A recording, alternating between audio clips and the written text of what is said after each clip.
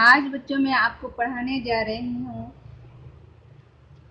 तीसरी कक्षा की किताब कल्पतरु का पाठ 5 विकास की बातें। विकास को आप तरक्की भी कह सकते हैं, उन्नति भी और तरक्की भी। इसको मैं रीडिंग कराने जा रही हूँ। इसकी एक प्रेरणा 30 घंटों की रेल यात्रा, उसके बाद 4 घंटों का बस का सफ़र और फिर फटफट फटफट करती फटफटी में 1 घंटा भर रास्ता तय करके हम दादी के गांव पहुंच गए।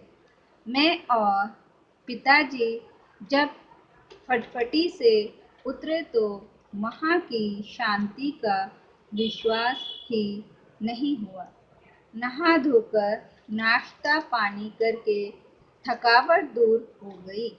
मेरा मन हुआ कि तुम्हें अपनी पूरी यात्रा और दादी के गांव के बारे में बताऊं।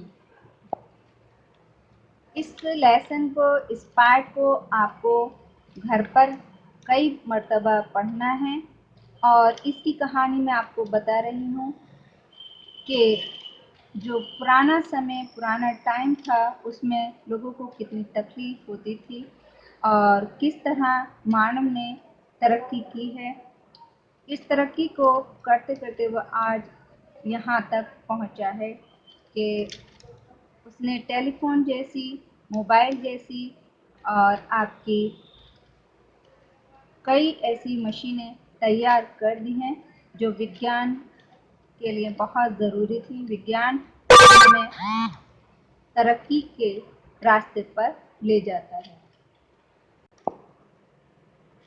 इसमें एक दोस्त अपनी दूसरी दोस्त को एक खत लिख रही है और ऐसे मानव के बारे में बता रही है जिनका नाम ग्राहम बेल था, जिन्होंने टेलीफोन का इजाद किया और उनका बचपन, उनके मम्मी पापा के बारे में बताया गया है। ग्राहम बेल कहाँ पैदा हुए, कैसे उन्होंने टेलीफोन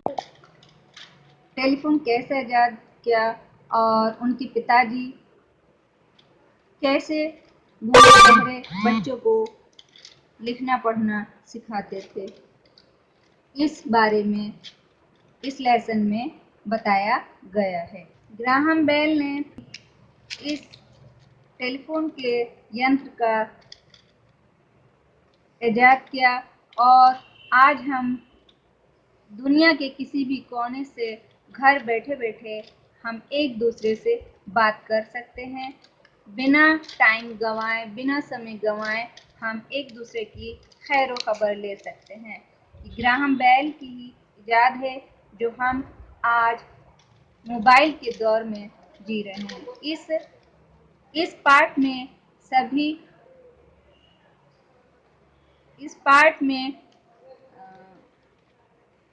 एक दोस्त ने अपनी दूसरी दोस्त को यही बताया है कि आज विज्ञान ने कितनी तरक्की कर ली है कि हम घर बैठे बैठे ही एक दूसरे की खैरियत मालूम कर लेते हैं।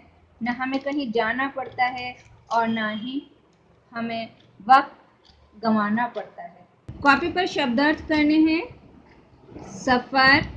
सफ़र का अर्थ है यात्रा, उत्तम, बढ़िया, ट्रांसमीटर, आवाज़ भेजने का यंत्र, आश्चर्य, हैरानी, स्वप्न, सपना, रिसीवर, सुनने का यंत्र, प्रतिभाशाली, गुणवान, परिश्रम, मेहनत। पेज नंबर 22 पर आएंगे और इस कार्य को आपको बुक पर ही करना है। सही विकल्प पर राइट का चिन्ह लगाइए। पहला है मीना किसके गांव गई थी। तो देखिए, दादी के गांव गई थी, नानी के गांव गई थी, मामा के। सबसे सही जवाब है दादी के। दूसरा, टेलीफोन की खोज किसने की? न्यूटन ने की थी, ग्राहम बेल ने की थी, मैडम क्यूरी ने। तो सही जवाब है ग्राहम बेल। तीसरा है टेलीफोन का क्या अर्थ है? पास की आवाज़ को दूर करना, पास की आवाज़ को और पास लाना, दूर की आवाज़ को पास लाना। सही जवाब दूर की आवाज़ को पास लाना। प्रश्न उत्तर ये आपको कॉपी पर करने हैं। पहला है टेलीफोन की खोज किसने की और वह कहाँ का रहने वाला था? जवाब है, उत्तर है आपका ग्राहम बेल ने टेलीफोन की खोज की और वह एडिनबर्ग का रहने वाला था। दूसरा प्रश्न है ग्राहम बेल के पिता क्या करते थे? उत्तर है ग्राहम बेल के पिता गूंगे बहरे बच्चों को होठों के हिलने से बोलना सिखाते थे। तीसरा प्रश्न है ग्राहम बेल ने टेलीफोन की खोज कब की तथा वह उस समय कितनी उम्र का था? तो उत्तर है ग्राहम बेल ने टेलीफोन की खोज 1875 में की। वह उस समय 27 वर्ष के थे। चौथा प्रश्न है टेलीफोन का शाब्दिक अर्थ बताइए। उत्तर है टेलीफोन का शाब्दिक अर्थ है बहुत बढ़िया। अब आते हैं हम बुक पेज नंबर 23 पर। रिक्त स्थानों को भरो। पहला है ग्राहम बेल का जन्म 1847 में एडिनबर्ग में हुआ था। दूसरा है ग्राहम बेल भी अपने पिता के साथ इस कार्य में लगे थे।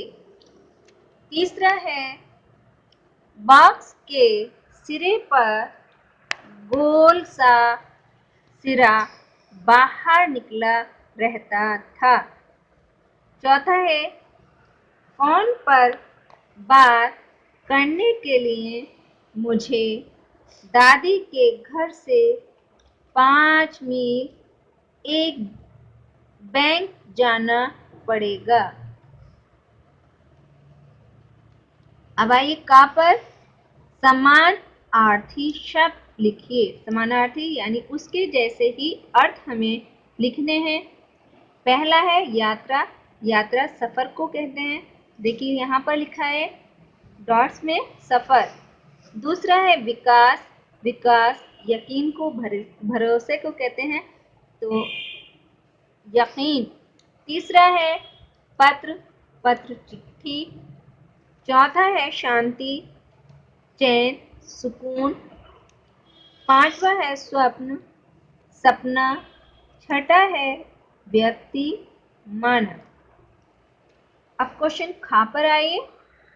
ये आपको बुक पर ही करने सारे काम।